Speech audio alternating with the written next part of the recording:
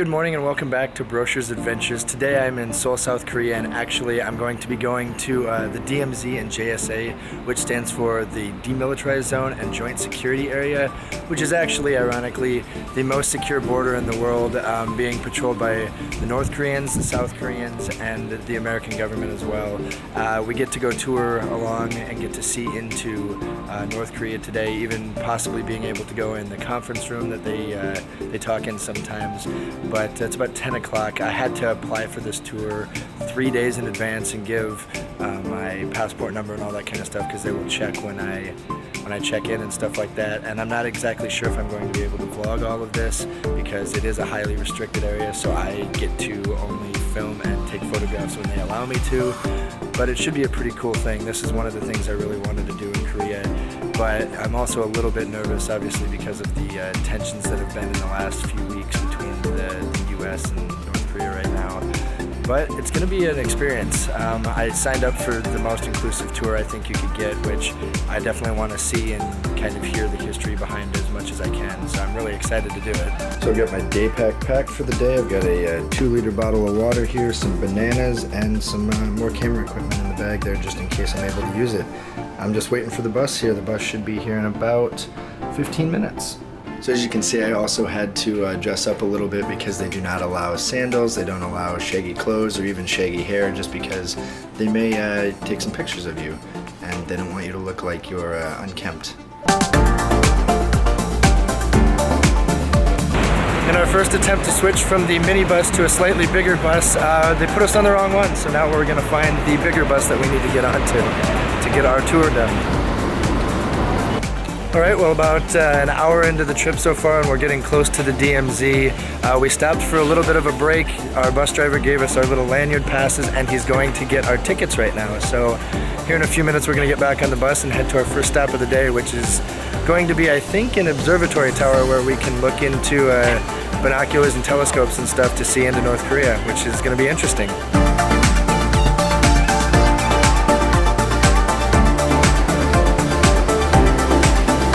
There just so happens to be a tiny amusement park behind me here.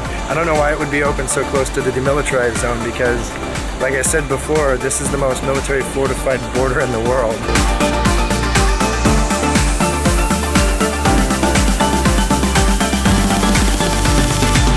So I was a little bit wrong. Our first stop is actually the railway station that would connect the two Koreas in the chance of unification. But there's a railway station here actually that's been kind of just a tourist attraction.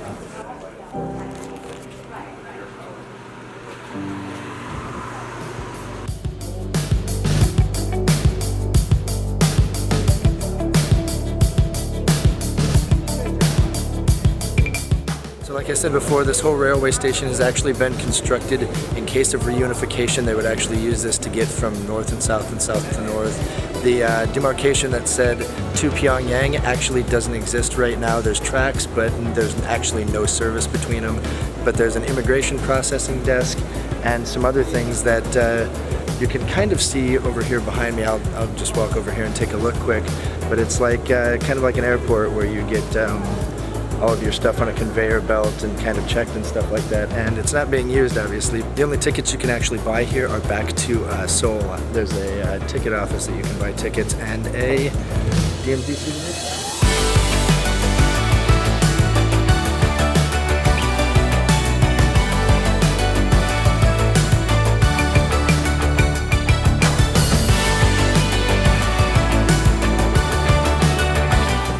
Now for a quick lunch before we go to the Hillside Observatory.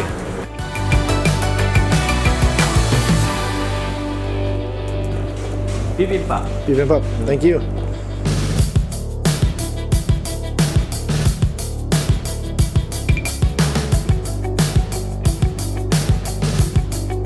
Alright, after a pretty good lunch, we are headed back onto the bus, and then we're gonna go to the mountain to see North Korea from there.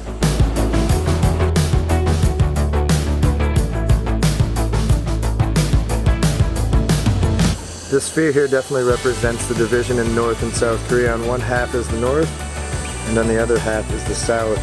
So if you put the sphere back together, it's a unified Korea. This war among Koreans was a true tragedy. After 3 years and 1 month, the Korean War ended with the Armistice Agreement. Within the tunnel, there were clear evidences of the tunnel being planned to be used to invade South Korea. The DMZ is a paradise for moose, goats, and wildflowers. And another miracle that we must achieve as we pursue harmony and coexistence, unification. Until that day comes, the DMZ will be alive forever.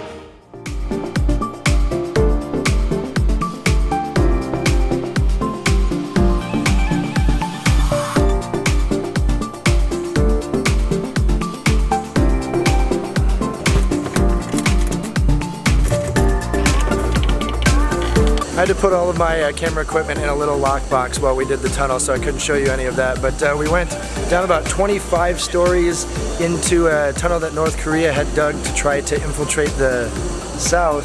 And it was very, very small. At first it was like you could definitely stand in it, but then as you started to get to the end, it was about half as tall as you started, and we had like hard hats and stuff like that so that we didn't hit our head. Yeah, it was definitely an experience, but there was nothing really down there. It wasn't really that cool. So we finally arrived at the Dorasan Observatory, which is actually on the top of Dorasan Mountain here, and we can look straight into North Korea. It's the first time I'm actually going to be seeing North Korea from the south. And there's a lot of binoculars and stuff like that. We're right across the river from the Kosan Industrial Complex.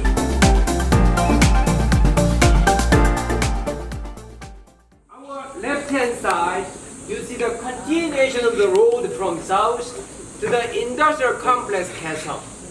You see number 8 is the city Kaesong, having white apartment complex, that is city Kaesong.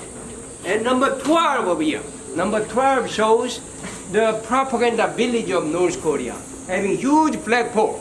So if you find flagpole to that direction, that is the propaganda village. So if you listen very carefully behind me here, you might actually be able to hear some North Korean propaganda music.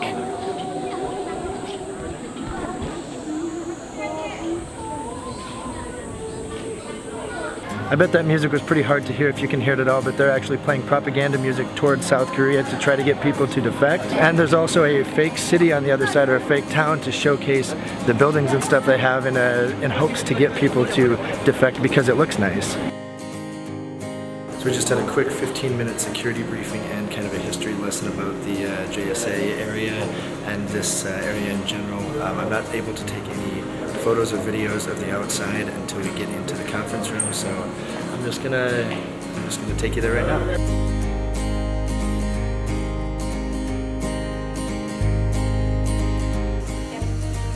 Back it up a little bit, guys. Oh, actually here.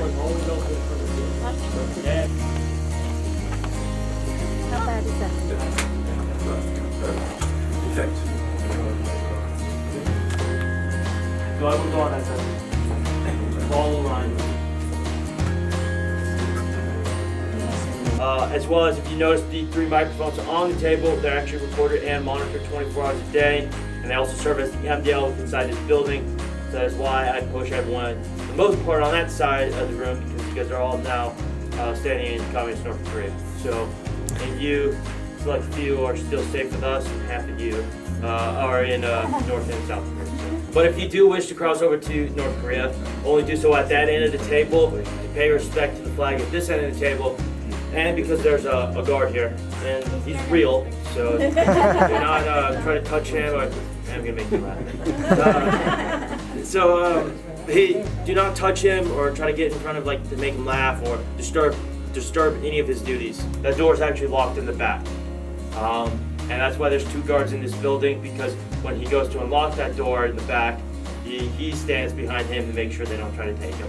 So quickly take pictures because you only got 2 minutes. So I'm on this side of the table right now, which technically means I am in communist North Korea, but we're surrounded by South Korean guards to keep us here. It's still hot.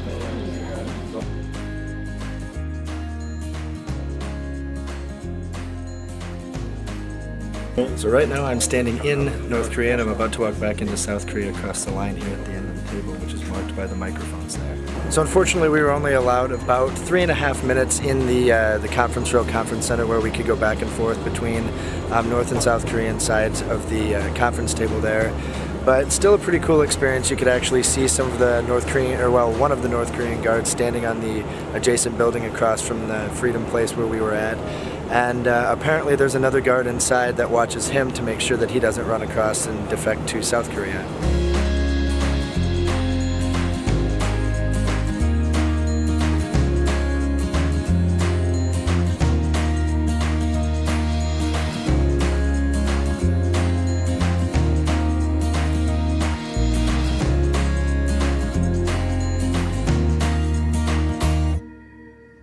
So after the tour, they brought us back to Seoul, dropped us off in Itaewon, which is the international area around the U.S. Army base here, and it's really built up for tourism. So I'm going to go find something to eat and possibly head home for a drink.